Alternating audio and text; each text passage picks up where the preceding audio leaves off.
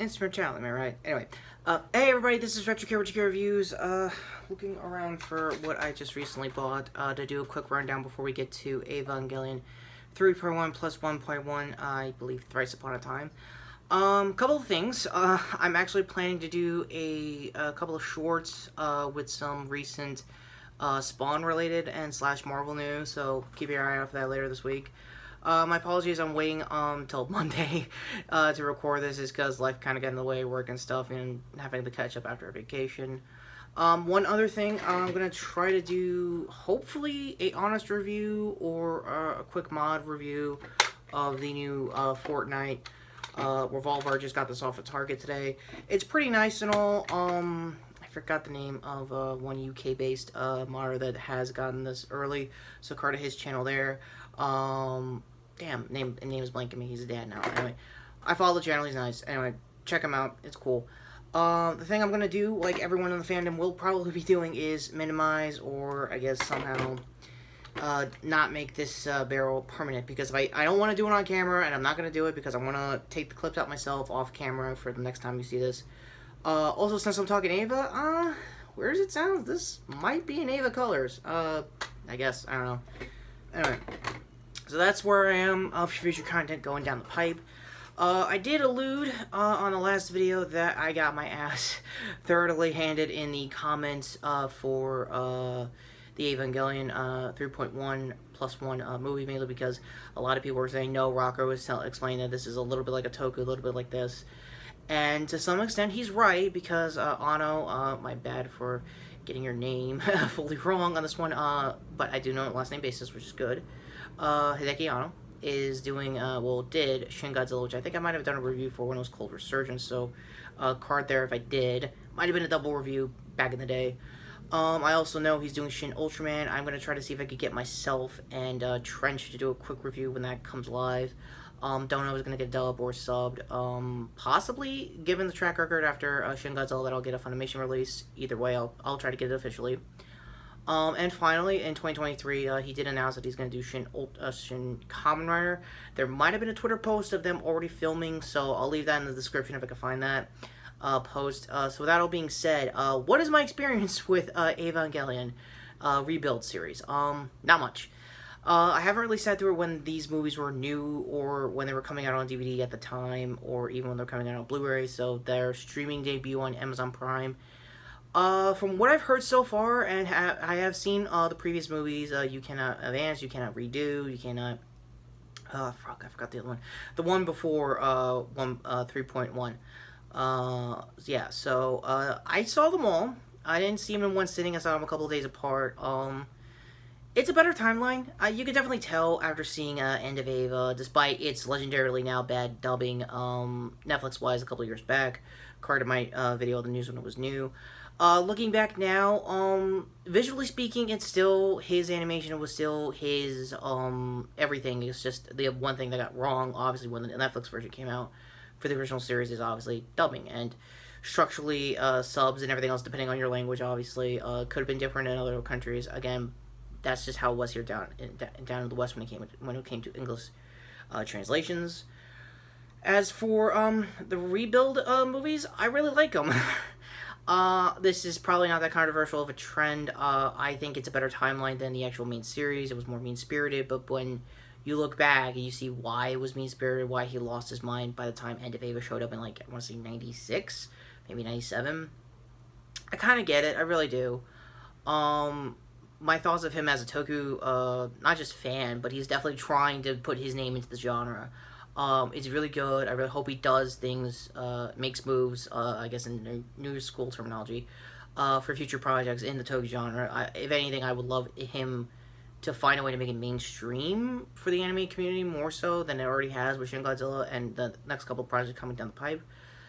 So with that all being said, what is my thoughts on Thrice Upon a Time? Unfortunately, I'm going to have to keep it non-spoilers. I might talk about some spoiler stuff in the end of the year review, mainly because I don't know every single character, and the legacy that it has, I guess, fan shipping-wise, on the Rebuild timeline. I don't know May. I know she's one of those new characters that became the point of contention for everyone who's going for the best girl stuff. Again, I'm not a huge anime fan. I'm a toku guy, as far as that goes, as far as liking stuff from Japan. As far as the whole battle between like Shinji and his dad should have happened in the original series, in my personal opinion. I know that much like End of Ava came with a lot of rewrites, a lot of restructuring. They've done stuff in the ending that I thought was a good shout out to the original series.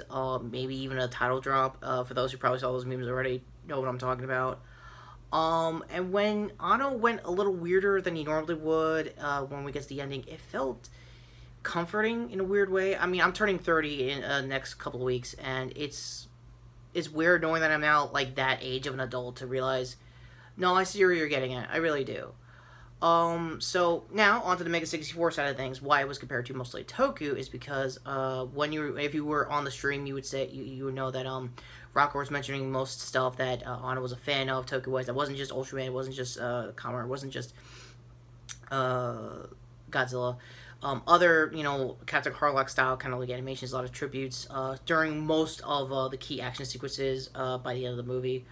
For the downtime I could talk about, that was the majority of that movie, was like a good hour of that.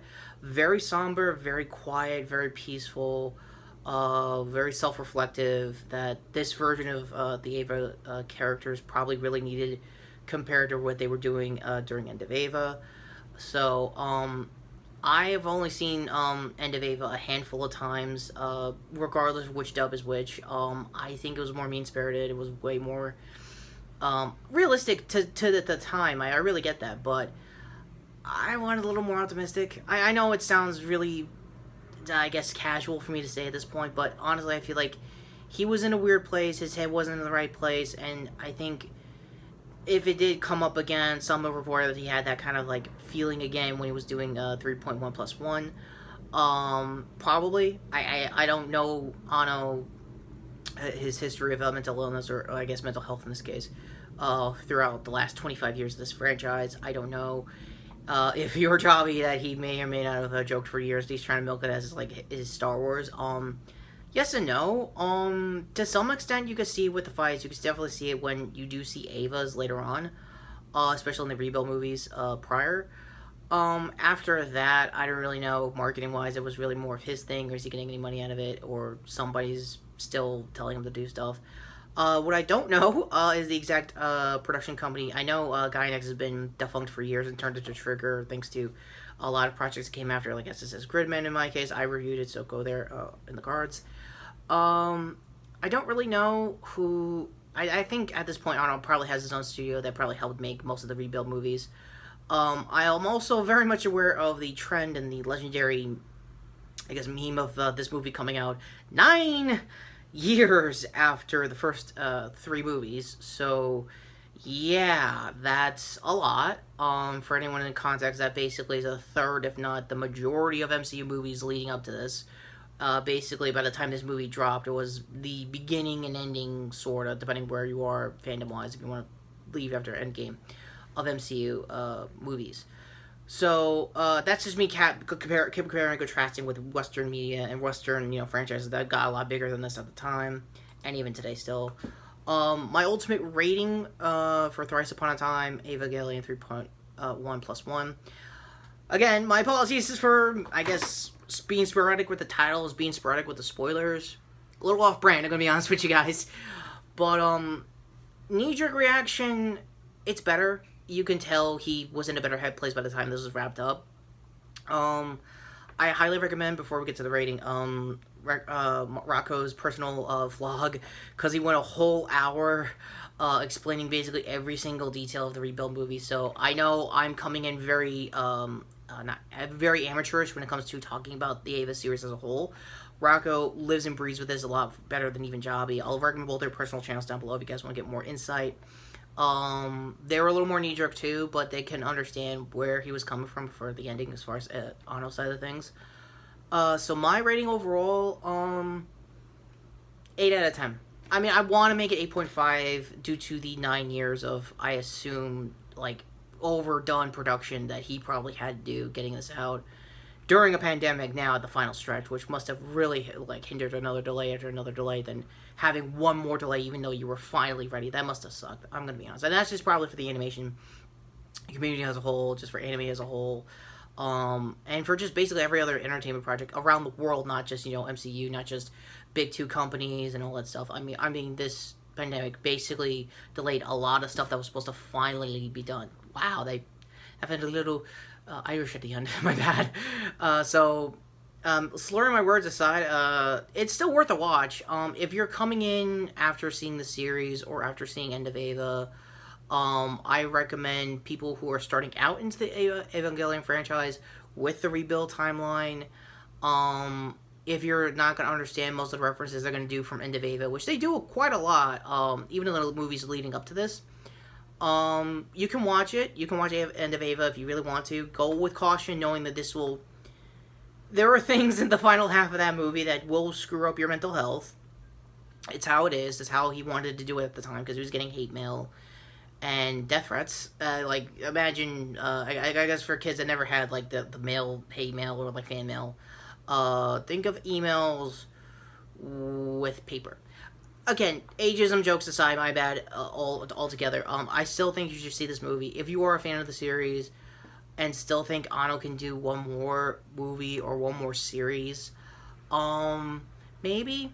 I'm with Wako, I think at the end of his vlog, saying that, yes, Shinji's story is done, but it does leave a 14-year time jump that could be a story of its own. Like, in between, I think, what was it, the penultimate movie, 3.1, it was a 14-year time jump. A lot of things have changed in between. That could be a series of its own, and that's just him spitballing from just knowing the whole Rebuild franchise. I'm only, like, again, not spoiling it.